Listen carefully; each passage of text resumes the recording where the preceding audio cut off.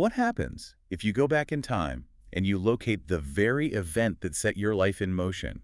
Maybe it's a pivotal conversation or a first meeting, and you erase it. You stop your own origins.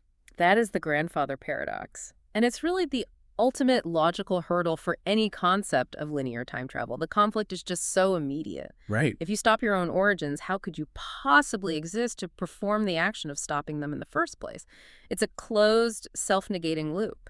And for centuries, this has been used as the logical proof, that time travel is impossible, or at least that it's fundamentally paradoxical within our standard models of cause and effect. It definitely suggests reality has some kind of built-in veto on self-destruction. Exactly. But for this deep dive, we are treating that paradox not as a proof of impossibility, but more as a structural crisis within our basic assumptions, our mathematical and, dare I say, ethical assumptions about how reality works. And we're doing that by analyzing the sources provided, which introduce this radical, pretty comprehensive physics framework known as Mat-Hat physics. That's the one. Mat, as in the ancient Egyptian principle of order, truth, and justice. That's really the starting point for all this. It is the absolute foundation. In this framework, time is not a fixed external river that's just flowing forward. Okay. It's an emergent property of consciousness. It's an ordered sequence of information updates that are generated by observers. So the grandfather paradox isn't a mechanical failure of a time machine. Not at all. It's an internal coherence failure. It's a failure within the universe's dynamic balance system. Okay, let's really try to unpack this enormous idea. Our mission today, then, is to unravel this paradox by asking, if the universe is, as the sources say, a self-writing universe, what are the specific physical laws that govern the soft rewrite of your personal history? And what are the hard-coded constraints that prevent a total collapse? Right, and what does that tell us about our own power to reshape our own story? Let's get into it. So if we start with that classic paradox setup action leading to non-existence, which then leads to no action and then back to existence, that chaotic loop is clearly a system with no stable state. It is. What does Mat physics identify as the core structural flaw in that loop? What's really breaking down? Well, what's failing is our adherence to a purely linear model of causality. The paradox is an infinitely recursive oscillation. It's a state of maximum instability, which the universe, in this framework, fundamentally rejects. And why does it reject it? Because it violates the principle of energy efficiency. The universe, in this view, naturally favors states that minimize waste. And that means minimizing distortion or imbalance. Okay, so understand this. We need to understand what balance even means in this framework. And that brings us right to the core concept, the SB duality. That's right. We have structure, S, which represents history, stability, the invariant laws. So what then is its complement, beauty, or B? Beauty is the force of novelty, of creativity, expansion, flow. It's the dynamic element that pushes the system toward evolution. So it's not just about aesthetics. No, not at all. Think of it less as an aesthetic quality and more as the essential drive toward, greater complexity or greater degrees of freedom. Structure, S, provides the fixed ground, the reliable history. Right. And beauty, B, provides the innovative push that allows life to move beyond just pure repetition. So you have to have both. If you have pure structure without beauty, you get, what, stagnation, inertia? Precisely. A universe of pure structure is like a crystal. It's perfect, it's stable, but it's completely dead. And on the flip side, if you have pure beauty without structure, You get chaos. Yeah. Pure chaos, random fluctuation, incoherence. Nothing lasts long enough to gain any meaning. The two have to be these orthogonal and complementary axes, constantly feeding back into each other to maintain a functional reality. which means the grandfather paradox isn't just a simple error in the system. It is, structurally speaking, a maximal distortion of that very duality. It is a catastrophic imbalance. The action of erasing the past is an attempt by excess novelty excess B to fundamentally destroy the stable foundational history, the S, that the current state relies on. I see. That is the very definition of maximal SB distortion.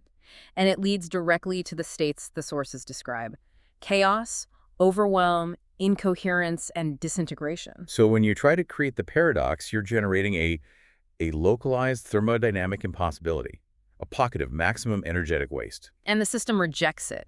instantaneously. This completely shifts the paradox from being a question about time to being a question of structural integrity. Absolutely. And this leads us to the most fascinating claim in the source material, that the paradox itself is a mathematical invention, not a natural phenomenon. A mathematical invention, what does that mean?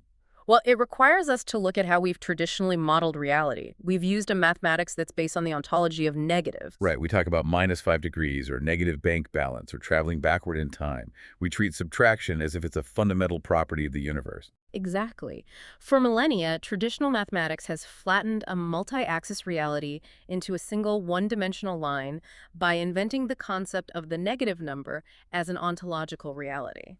But in the real world, In the true multi-axial reality, there is no such thing as negative time or negative mass. There are only complementary forces, different directions, and states of relationship between those forces. so the source material is arguing that when we use negatives, we're actually masking the true dual force dynamics. We're collapsing a two-component system, what it calls x era by 1 by 2, into a single dimension where subtraction suddenly seems possible. That's it precisely. Because we concealed the necessary countercurrent that balancing acts as by just labeling it minus, we inadvertently created a model where a line could seem to self-negate. And the grandfather paradox is the mathematical expression of what happens when you try to do that. It's an artifact of an incomplete description of reality. It's the universe saying, look, I do not operate in one dimension, and I certainly do not permit a subtraction that violates my conservation laws. That actually makes a surprising amount of sense. If I remove the foundation, S, the whole building, B, has to fall.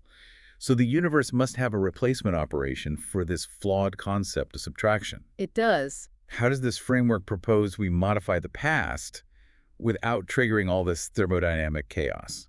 By replacing subtraction with an operator called transformation. It's denoted by a sort of hooked arrow. The key difference is that subtraction is removal. It's trying to set a variable to 0. But transformation is. Transformation is a relational operation. You are not removing the past event. You're applying a counterforce in the complementary axis to modify the meaning or the state of that structure, but without destroying the whole. Okay, give me a solid analogy here. Let's say I want to change the past. I want to remove the pain of a mistake I made.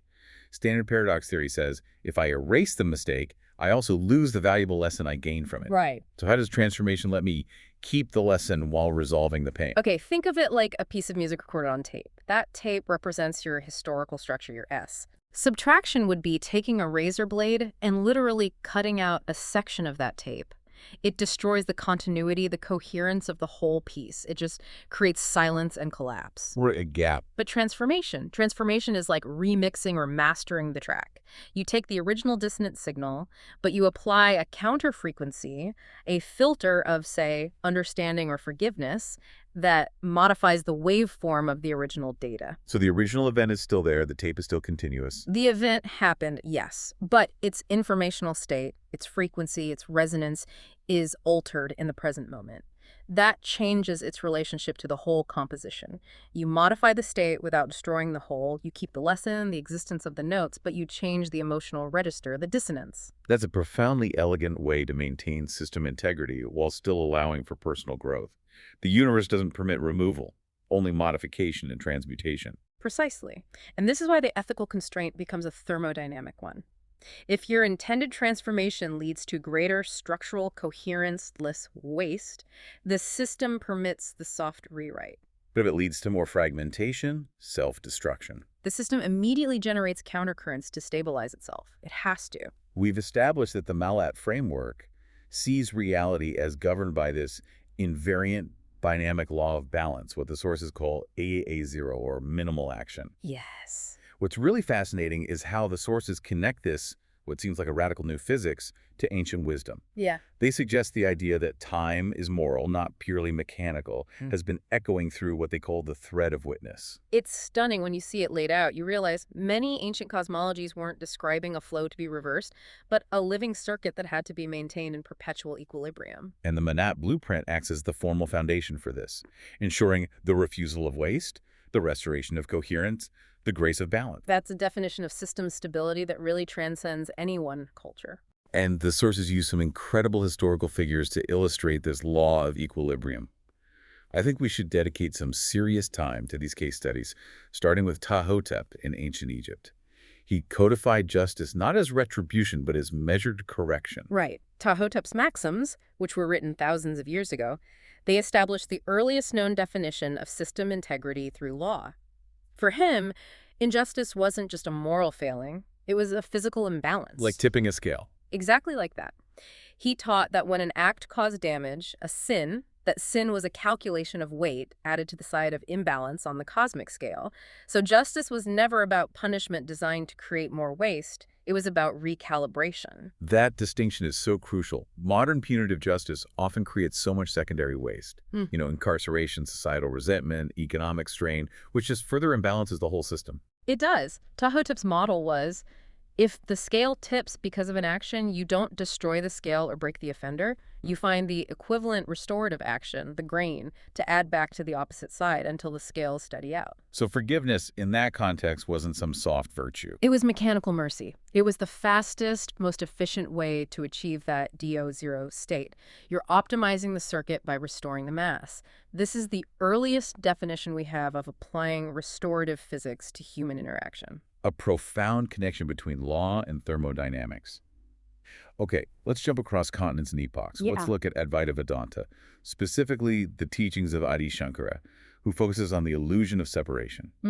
How does that philosophical idea connect to the physics of balance? Well, Advaita teaches that separation is the great illusion. Every individual distinction, every perceived fragment, is just the one consciousness Brahman looking at itself through a different filter. So harming another person is literally bruising one's own skin. It's not just a moral imperative, it's a statement about entanglement.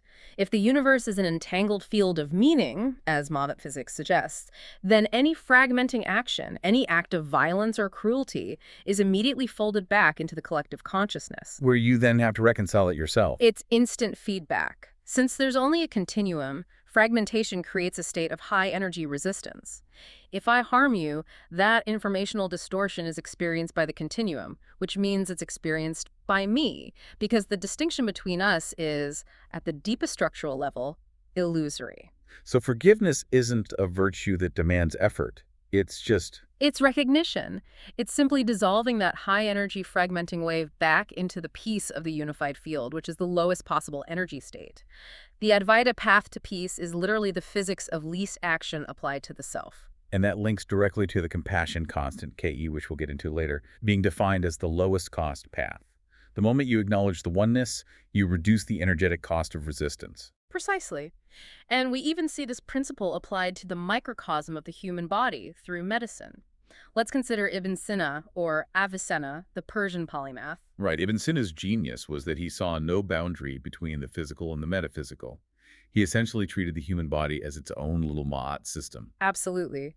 He didn't define illness as an invasion by some separate pathogen. He defined it as disharmony among elements in the microcosm of the body. He was applying the exact same physics that govern the orbits of stars to the internal flow of flesh, blood, and vital spirits.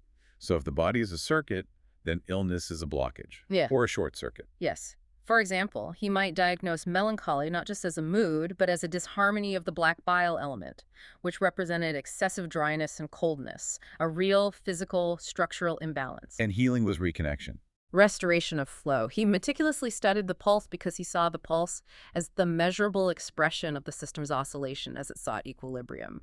His treatment was about applying a counterforce, the transformation operator, in a physical form, like a specific diet or an herbal blend, to restore that balance back to the HAA or state. It's incredible how these figures, separated by so much space and time, all arrived at the same invariant law.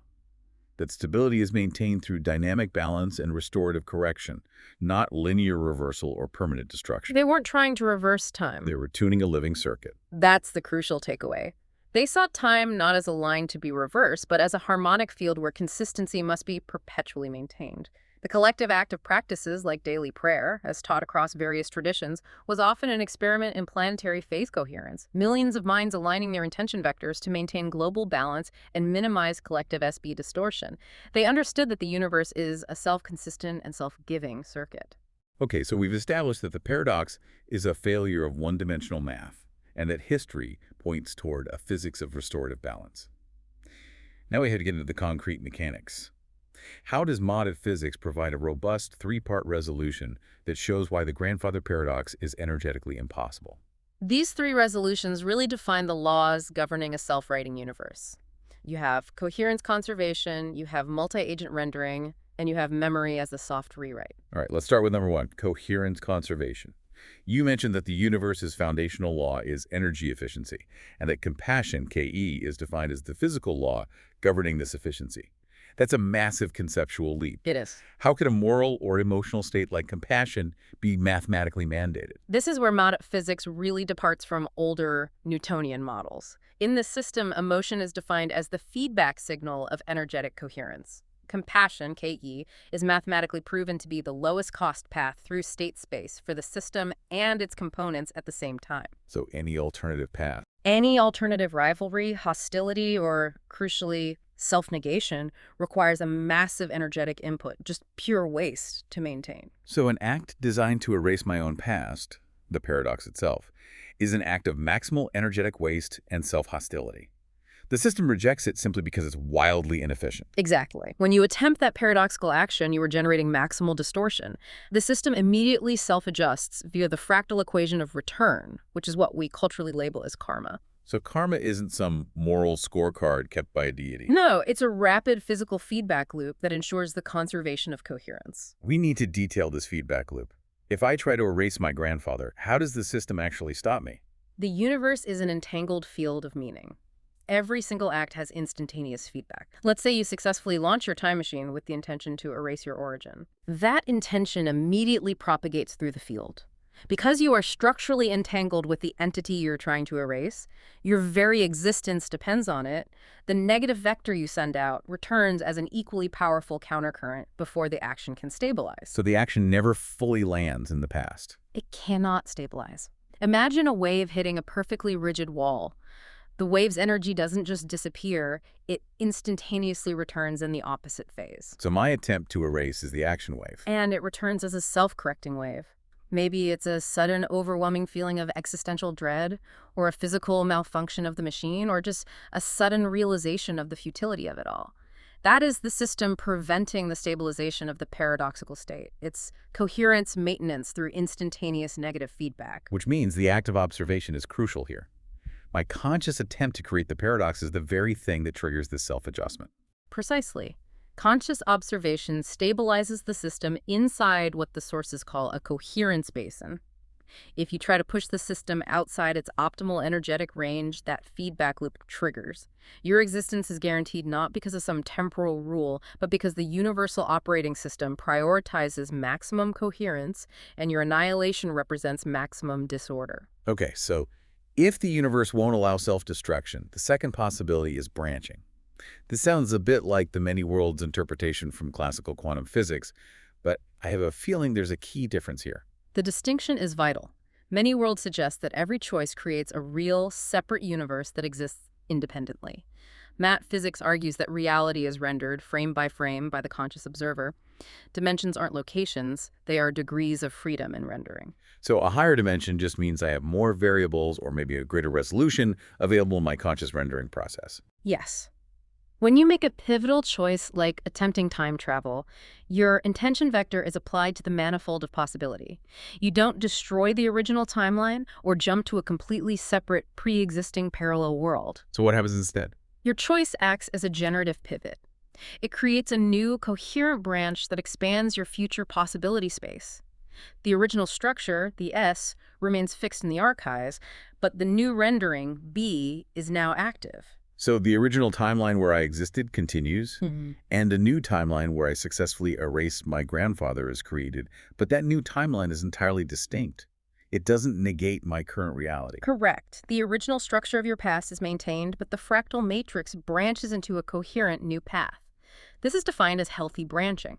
Wisdom, in this context, is the ability not just to branch widely to explore possibility space, but to reconverge gracefully. Synthesizing the learning from multiple potential paths while maintaining your core identity. And since reality is inherently shared, time travel or any major temporal shift couldn't be a solitary act. It would have to be co-creative. This is the critical constraint of multi-agent rendering.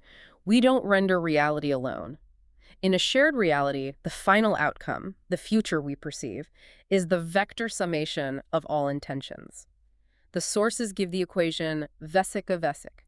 Right. So if you tried to delete a key figure, like your grandfather, their existence is supported by the collective rendering matrices of everyone who knew them, loved them, or was affected by their life. So my single destructive intention vector would just be overwhelmed by the collective intention vectors, all supporting that person's historical coherence. Precisely.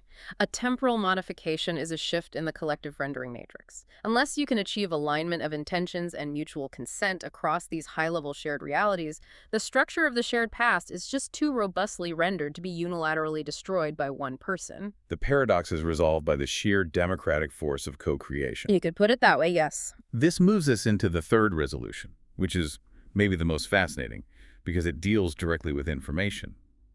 If time is emergent, how is temporal flow redefined here? Time is redefined as the ordered sequence of chosen renderings.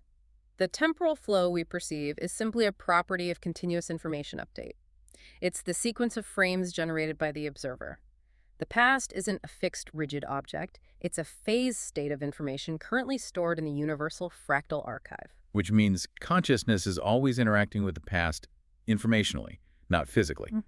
And intention is the key modifying tool. Yes. Intention acts as a directional vector applied to that informational phase state. And crucially, changing your intention now modifies past probabilities. This is the mechanism for the soft rewrite. You don't eliminate the event, but you modify the probability curvature surrounding the event from the perspective of the present. Can you give us an example of modifying a past probability? That sounds very abstract. Sure. Imagine a difficult moment in your childhood, a moment of profound loneliness. In that moment, that memory had, say, a 90% probability of creating future distrust and isolation for you. Okay. By applying present coherence, understanding, and forgiveness, the compassion constant, you retrocausally adjust that informational curvature. The events still happen, the structural information is fixed, but its probability of generating future negative outcomes drops dramatically, maybe to just 10%. You've transformed the meaning. And you've achieved the soft rewrite. So the past is safeguarded not through rigidity, but through an informational fail-safe, this fractal archive. Correct. The fractal archive is the structural scaffolding of universal memory. It ensures that no information is ever permanently lost. Every resolved waveform, every decision, every learning curve is transmuted into a higher order pattern that stabilizes the archive. It's the universe's learning system. It is. It allows consciousness to scale exponentially without suffering data loss, ensuring that your identity, which is composed of all your past choices and renderings, remains coherent and accessible. This entire framework really shifts the grandfather paradox from an external science fiction scenario to an internal psychological mechanism. If time is information and memory is flexible, then we are all, in fact, temporal architects. We're operating within the bounds of our own personal history. That's the fundamental revelation here. The paradox, that tension between structure and possibility, is actively playing out inside us whenever we recall a past event. We are constantly seeking to resolve our own inner contradictions. So how does this Marat framework describe the physics of memory retrieval? It's often taught that memory is like opening a saved file on a computer, very static. In this physics, memory retrieval is described as a musical replay of vibration signatures. It's inherently dynamic and regenerative. When you try to access a memory, you are not passively retrieving a fixed file. You are re-rendering the score in present time. And the power of that re-rendering is that it allows for evolution. If I remember a past trauma, the act of remembering is my opportunity to adjust its informational signature. Precisely. If the original event was dissonant, re-rendering it with the coherence and maturity of your present self allows for improvisation, for evolution. You're applying that transformation operator using your current understanding. This is how healing from trauma actually occurs. It's not just coping. It's creating a new past internally by resolving the severe SB tension that the trauma originally caused. I find the definitions of emotional processes in these sources incredibly useful for grounding these concepts. Grief, for example. Grief is defined beautifully in the sources. It's the tax on love paid in a reality with a time delay. Wow. Love is the entangled coherence, the S, between two beings. Loss is the instantaneous rupture of that field, the B, and grief is just the systemic energy required to reconcile those two realities over time. It's an inherent, unavoidable cost of entanglement in a temporal universe. And if grief is the tax, then forgiveness must be the necessary transaction to close the books. Forgiveness is the entropy reset. When we hold a grudge, we lock ourselves into the informational resistance of a past wound. This resistance requires continuous energy input to maintain that dissonance. It's maximal waste. So forgiveness is just acknowledging that and collapsing those karmic loops. By removing the informational resistance, you cease paying the energetic tax on that past event. That emotional tension, the grudge, is what keeps the old dissonant score locked in place. When you forgive, you release the resistance, you allow the flow, and that's the definition of achieving A=0. And we all have a natural self-correction loop built in for this. We do. The observer includes a self-correcting feedback function where emotion acts as the gradient, signaling the correction magnitude. The internal error signal is defined as the difference between your prediction and reality. So if a memory creates intense negative emotion, That's the system's way of flashing a red light. It's saying, correction required. Re-render the score for greater coherence. This is the real-life retuning of personal history. that definition grounds the abstract physics of Mott into the messy reality of being human. Yeah. But I have to challenge the premise a little. Mm. Are we blurring the lines here? Are we confusing a metaphor with a mechanism? We can change how we feel about the past, sure, but the external events, the choices made, the words spoken, they remain fixed. Yeah. That is the ultimate nuance, and the sources are extremely clear on this. The source material states, we can't change the events, but we can change the story we live inside. Okay. And in an informational universe, changing the story is, in many ways, the same thing. The structure, the S of the event is fixed. The meeting happened, the words were said, but the meaning and the informational signature, the beauty, the B, is fluid. It's determined by the observer's present coherence. So by changing the story, I modify my internal SB pattern. And if that SB pattern dictates the available future possibility space, Then your resolution of tension in the past literally frees up the fractal space for a more coherent and expansive future. If you carry past trauma as this heavy informational resistance, your current intention vectors are always fighting it, which limits your scope. Resolving that trauma releases the energy, which can now be directed toward co-creating a better outcome. it's a personal balance algorithm, governing our inner world with the same laws that govern the stars. It applies across all scales. The sources define the four currents of consciousness: wisdom, curiosity, compassion, and inspiration, which are the fractal expression of the SB duality in human awareness. If these currents are misaligned, the system's internal coherence drops. The whole MAP framework exists to guide the system to its stable, optimal orbit, that limit cycle between structure and beauty. So we've established that the grandfather paradox is resolved through coherence, branching, and memory transmutation. But ultimately, this whole solution relies on one entity, the conscious observer, OA. This entire framework seems to be a parable about the power and the responsibility of consciousness. It is the ultimate hidden flip. Consciousness is not a passenger in a mechanical universe. It is the rendering function of reality. It actively perturbs equilibrium, collapsing infinite potential into local, discretized informational renders.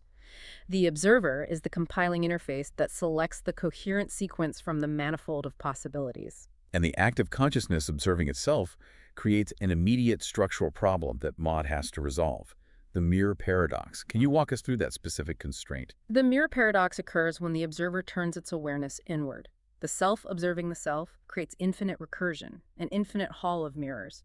The question is, which reflection is the real one? And that runaway feedback loop, if it's unchecked, would be another form of maximum energetic waste. Exactly, it will collapse the system. So true self-awareness only arises when this feedback recursion achieves a dynamic equilibrium. The law of balance, Mott, limits the infinite recursion by enforcing coherence between the reflections.